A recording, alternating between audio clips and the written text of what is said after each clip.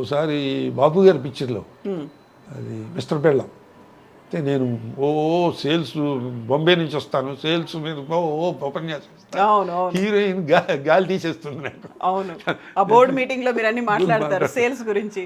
ఆ బోర్డు మీటింగ్లో అంతకు ముందు ఏం జరిగిందంటే మేనేజింగ్ డైరెక్టర్ గారు వచ్చి 6వ సీటు దగ్గర మంచినీళ్ళ గ్లాసు మీద మూతలేదు అని కోపడతాడు, ప్యూన్ని పెడతారనమాట.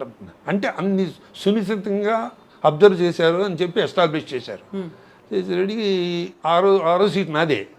ఇదంతా చూసిన తర్వాత వెళ్ళి బాబు గారి దగ్గర ఏంటి అన్నారు. సార్ చిన్న ఆలోచన వచ్చిందండి నాకు అని చెప్పు. ఆ అమ్మాయి నాకు నీళ్లు తాపించింది కదండి, నన్ను నా ప్రపోజల్స్ అన్నిటికీ నో చెప్పి నీళ్లు తాపించింది కదా. ఈ 6వ గ్లాస్ మీద మూత లేదని ఆల్రెడీ ఎస్టాబ్లిష్ చేశారు కదా, ఈ గ్లాసులో నీళ్ళు గడగడగడ తాగేస్తా సార్, నీళ్లు తాపించిందని సెన్స్ వస్తుంది సార్, అని చెయ్యాలని ఉందండి అన్న. ఇది చొక్కా మీద పోసుకోకుండా ఉత్తినే మైంలో చేయండి, మైంలో నీళ్ళు తాకండి, గ్లాస్ పుచ్చుకొని మైంలో చేయండి, అలా ఇట్లాగే చేయండి, ఇట్లాగే చేయండి, ఎందుకంటే ఎక్కువ చేయొద్దు, బాగుంది చేయండి. సో సజెషన్స్ కూడా తీసుకునేవాళ్ళు. అంటే రిలవెంట్ అయితే తీసుకుంటారమ్మా, ఏ డైరెక్టర్ అని తీసుకుంటాడు. అవును, ఇర్రెలవెంట్ అయితే వాళ్ళు అంటే డిస్టర్బ్ చేస్తే సీన్ డిస్టర్బ్ చేయడం కానీ, లేకపోతే ఫర్దర్ సీన్ మనకు తెలియదు, అవును వాళ్ళు డైరెక్టర్ తెలుసు. దీంట్లో సాధక బాధకాలు కూడా ఉన్నాయి. మొన్న ఒక కొత్త డైరెక్టర్ దగ్గర యాక్ట్ చేస్తుంటే నాకు వచ్చినవేవో ఇంప్రూవైజేషన్ చెప్తుంటే ఈజ్ నాట్ యాక్సెప్టింగ్.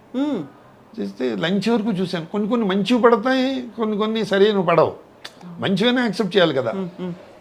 నాకు కొంచెం బాధేసి లంచ్ టైంలో ఆయన ఫోన్ చేస్తుంటే పక్కకి వెళ్ళి, సార్ నేను క్యారెక్టర్ని అర్థం చేసుకోలేదా, లేకపోతే నేను సరిగ్గా ట్రాక్లో లేనా, నాకు ఎందుకు యాక్సెప్ట్ చేయటం లేదు సార్, మీరు చెప్తే నేను సెటరైట్ అవుతానండి అని చాలా పొలైట్గా, సిన్సియర్గా, ఆనెస్ట్గా అడిగితే ఆయన అన్నారు, ప్రొడ్యూసర్లు వచ్చి కూర్చున్నారండి అక్కడ, మీరు ఏది చెప్తే అది నేను యాక్సెప్ట్ చేస్తే నాకేం సరుకు లేదనుకుంటారు, వాళ్ళు భోజనం చేసి వెళ్ళిపోయారు, మధ్యాహ్నం నుంచి రెచ్చిపోయి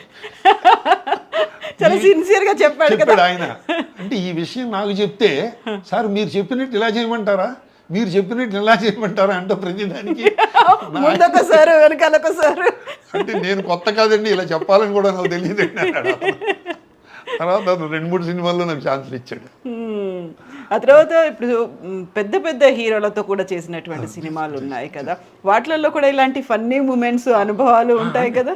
డెఫినెట్గా. ఎందుకంటే ఒకసారి ఏదో క్యాషియర్ వేషం వేసాను ఏదో సినిమాలో, చేసి మోహన్ బాబు గారు హీరో అంటే విత్డ్రాయల్ ఫారం ఫిలప్ చెయ్యి అన్నా.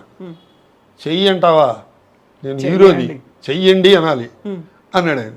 అంటే స్క్రిప్ట్లో చెయ్యని ఉందండి, అవును నథింగ్ ఉంటే ఉంది. డైరెక్టర్ని పిలిచి చూడండి నన్ను పట్టుకుని ఏకవచనంతో ప్రయోగిస్తున్నాడు అన్నాడు ఆయన. అని నవ్వుతూ వాళ్ళకి వెళ్ళకూడదు, కొత్త కదా మేము.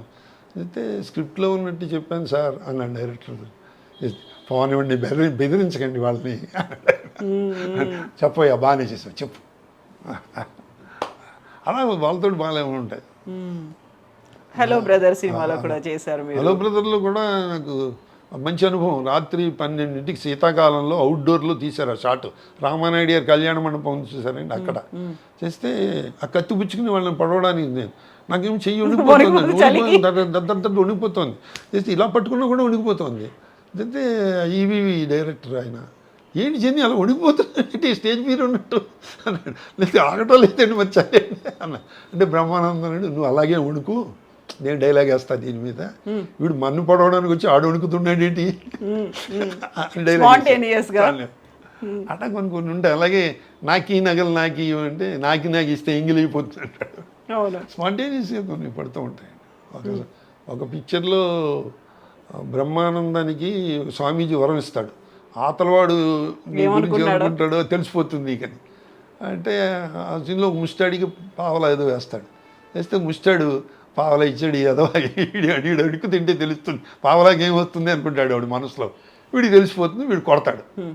అయితే నేను ఆ దారిని పోయే పెద్ద మనిషిని అయితే ఎందుకంటే ముస్టాడిని పట్టు కొడతాం, ఏదండి మీకు తెలియదండి, మీరు అనవసర విషయాలు ఇంటర్ఫేర్ అవ్వకండి, నన్ను ఇలా అన్నాడంటే నేనేమనలేదు బాబాయ్ అంటాడు ముస్టాడు. ఆ సీను ఉంది అయిపోయింది. అయిపోయిన తర్వాత కృష్ణారెడ్డి గారు, జెని గారు అయిపోయిందండి, మీరు ఆఫీస్కి వెళ్ళాలనుకుంటే వెళ్ళిపోండి అన్నాడు. అంటే లేదు వాళ్ళు సెలవు పెట్టానండి, వెళ్ళక్కర్లేదండి. నెక్స్ట్ సీన్ అతనికి పక్కనే బస్ స్టాప్లో బ్రహ్మానందానికి. ఆ బస్ స్టాప్లో ఏంటంటే ఒక అమ్మాయి ఇతను చూసి కిరసనాల డబ్బాకి చెవులు పెట్టినట్టున్నాడు వీడు ఎవడో అనుకుంటుంది మనసులో. వీడికి తెలుస్తుంది కదా, ఆ అమ్మాయితో గొడవ పడతాడు. నేనేంటి వెళ్ళిపోమన్నారు, ఏంటి ఇంకింటి పెడతాం, బ్రహ్మానందం చేస్తున్నాడు కదా అని అక్కడికి వెళ్ళాను నేను. అంటే బ్రహ్మానందం అన్నాడు, నేను ఎక్కడికి వెళ్తే అక్కడికి వస్తావా అన్నాడు. అంటే నువ్వు ఎక్కడికి వెళ్తే అక్కడ గొడవ పడతావా అన్నాను నేను. అంటే ఆయన కృష్ణారెడ్డి గారు మా ఇద్దరు మాటలు విని, ఏమండి ఈ సీన్లో మీరు కూడా రండి, యాసిటీస్గా ఇలాగే చేయండి, ఇద్దరు ఇదే ఇలా చేయండి అన్నాడు. అట్లా కొన్ని భలే ఉంటాయి మా గుర్తు సింక్ అయిపోతూ ఉంటాయి. అందులో నటుల మధ్య కోఆర్డినేషన్, ఆ ఫ్రెండ్షిప్ అనేది కూడా బాగా కలిసి వస్తుంది కదా. తర్వాత ఆ డైరెక్టర్కి అభిరుచి కూడా ఉంటుంది. ప్లస్ ఆ సీన్లకి ఎక్కడ ఇబ్బంది, నెక్స్ట్ సీన్కి ఇబ్బంది పడితే యాక్సెప్ట్ చేయరు. నెక్స్ట్ సీన్ మనకు తెలియదు, వాళ్ళకి పూర్తిగా స్క్రిప్ట్ కంట్రోల్లో ఉంటుంది. నిజంగా ఆ థ్రిల్ అనుభవించకపోతే ఏమి మొన్న నేను చెప్పాను కదా, అమలాపురం వెళ్ళాను లాస్ట్ మంత్, ఈ బంగారు మురుగు దానికి. నేను లెక్కల మాస్టర్ని, ఆ బామ్మగారికి హెల్ప్ చేస్తూ ఉంటా. చెప్తే నేను ఏమండి పేపర్లు దిద్దుతూ ఉంటారు మీరండి, డైరెక్టర్ గారు చెప్పారు, పేపర్లు దిద్దుతూ ఉంటారు, ఆవిడ వస్తుందండి అని. అంటే దిద్దుతుంటే చిన్న గ్యాప్ వస్తుంది కదండి ఆవిడ వచ్చే లోపల. ఈ లోపల ఖాళీగా ఉన్నాం ఎందుకండి, ఓ పేపర్ తీసుకుని అడ్డంగా ఇంటికి పెట్టేసి, ఈడు రాత బాగలేదు మళ్ళీ పరీక్ష రాయమని, మళ్ళీ పరీక్ష రాయాల్సిందే, ఈడు రాత బాగలేదు మళ్ళీ పరీక్ష రాయాల్సిందని వేసాను. బాగుందండి, ఇది బాగుంది. మా అబ్బాయి జాతకం చూసారా అని అడుగుతుంది ఆవిడ. చేస్తే నేను చూశానమ్మా, చేస్తే 100కి 100 మార్కులు వేసేయచ్చన్న, స్క్రిప్ట్లో లేదు, మీరు లెక్కల మాస్టర్ కదండి, బాగుంది వేసేయండి అన్నాడు ఆయన డైరెక్టర్ గారు. అట్లా ఒకసారి పడుతూ ఉంటాయి, అవి చెప్పుకుందుకు ఆనందంగా ఉంటాయి. సో ఇప్పుడు మీరు పెద్ద హీరోలతో చేస్తున్నప్పుడు ఆ చేసేది చిన్న రోల్ అయినప్పటికీ, ఒక సీన్ రోల్ అయినప్పటికీ కూడా ఉండేటువంటి కొన్ని మెమరీస్, నాస్టాలజిక్ మూమెంట్స్ అనేవి ఉంటాయి కదా. ఒకసారి మళ్ళీ నెమరేసుకుంటే ఏ సినిమా గురించి మీకు టక్కున గుర్తొస్తుంది? ఇది ఎక్కువ ఇదే మన ఎమ్మెల్యేలండి. ఎమ్మెల్యేల్లో వాళ్ళు దెబ్బలాడుకుంటూ ఉంటారు, భరణీను ఆ అమ్మాయి హీరోయిన్ ఇద్దరు. ఇస్తే నన్ను కూడా రమ్మన్నారు డైరెక్టర్ గారు. అయితే సార్ నా చేతిలో గద పెట్టారు. గద పెడితే సార్ నేను ఓ పని చేస్తాను సార్ అన్న. ఏమిటన్నా అంటే గదని ఇలా కృష్ణుడిలో పెట్టుకుంటాను సార్ అన్నాడు. ఈడెవడో అంటాడు, కృష్ణమూర్తి అంటాడు. అంటే బాగుందండి అలా ఉంచండి. ఆ ప్రొడ్యూసర్ గారు ఇప్పటివరకును కిషోరాటి గారు నన్ను గోపాలకృష్ణ గారు ఎలా ఉన్నారు, కృష్ణమూర్తి ఎలా ఉన్నాడని పలకరిస్తారు నన్ను. ఆయనకి అంత బాగా ఎక్కేసింది. అలాగే ఆ రౌడీలతో పాటు రమ్మన్నారు నన్ను. నేను ఎడిటర్ని కదా, నాకు ఒక ప్యాంటు చొక్కా వేసి రౌడీలతో పాటు రమ్మన్నారు డైరెక్టర్ గారు. సార్ నాకు రౌడీలతో రావడం ఇష్టం లేదు కదా, నేను అందుగురించి నేను సపరేట్గా వస్తానండి, వాళ్ళతో వస్తే కలిసిపోయినట్టు అవుతుంది, సెపరేట్గా వస్తే ఎస్టాబ్లిష్ అవుతాను కదా, అందుకని ఏడుస్తూ వస్తానండి, ఏడు మొహం పెట్టుకుని వస్తాను. నెక్స్ట్ డైలాగ్ ఉంది కదండి, హాయిగా ఫ్యాన్ కింద కూర్చొని రాసుకునేవాడిని, ఈ ప్యాంట్ ఏమిటో ఈ షర్ట్ ఏంటో ఈ రోడ్ల మీద తిరగడం ఏంటో అది డైలాగ్ ఉంది కదా సార్, అందుకని సెపరేట్గా వస్తానండి, అప్పుడు ఎస్టాబ్లిష్. బాగుందండి, ఆలోచన బాగుంది, వాళ్ళతో రావడం నాకు ఇష్టం లేదు కదా అని. అలాంటి కొన్ని స్పాంటేనియస్గా కొంచెం మంచి భలే ఉంటాయి, ఆ థ్రిల్ ఉంటుంది. ఒకవైపు నాగార్జున గారితో చేశారు, మరోవైపు అల్లు అర్జున్తో చేశారు. నాగార్జున గారితో అండి ఆయన సీరియల్ చేశారు, ఏదో ప్రేమ అనుకుంటాను. వాళ్ళు హాస్పిటల్ సెట్ వేశారు అన్నపూర్ణ స్టూడియోలో. అయితే నేను హీరోయిన్ ఫాదర్నండి, చిన్నప్పుడే మదర్ పోతుంది. ఫస్ట్ డేనే అమ్మాయి ఎంబీబీఎస్ చదువుతూ ఉంటుంది అన్నమాట హీరోయిన్. అయితే ఫస్ట్ డేనే నేను అమ్మాయికి తాలింపు పెట్టి ఎంత చేసి వంట చేసి బాక్స్ సర్ది ఇస్తానమాట, తల్లి లేని పిల్ల కదా. ఆ అమ్మాయి ఎవరో డైరెక్టర్ అమ్మాయి పేరు మర్చిపోయాను, రాఘవేంద్ర గారి దగ్గర అసిస్టెంట్గా చేసేది అమ్మాయి, ముస్లిం గర్ల్ ఏదో అమ్మాయి పేరు మర్చిపోయాను. జెన్ని గారు దగ్గండి అంది.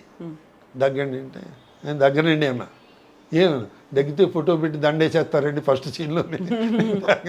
ఆ దగ్గు కాదండి, మీరు 100 ఎపిసోడ్లు ఉంటారండి, మీరు కూతురికి ఆ తాలింపు పెట్టింది అది పెట్టి అంతా చేసి బాక్స్ సర్దిస్తున్నారు, తాలింపు దగ్గి, పోపు దగ్గి, జబ్బుతో వచ్చిన దగ్గు కాదు. అలా అయితే దగ్గుతానమ్మా, ఎంతసేపు అయినా దగ్గుతాను. అయితే దానికి నేను రోజు స్టూడియోలో వెళ్తుంటే ఆయన నాగార్జున గారు పిలిచారు, ఇలా రండి, నా పేరు కూడా తెలియదు ఆయన పిలిచారు.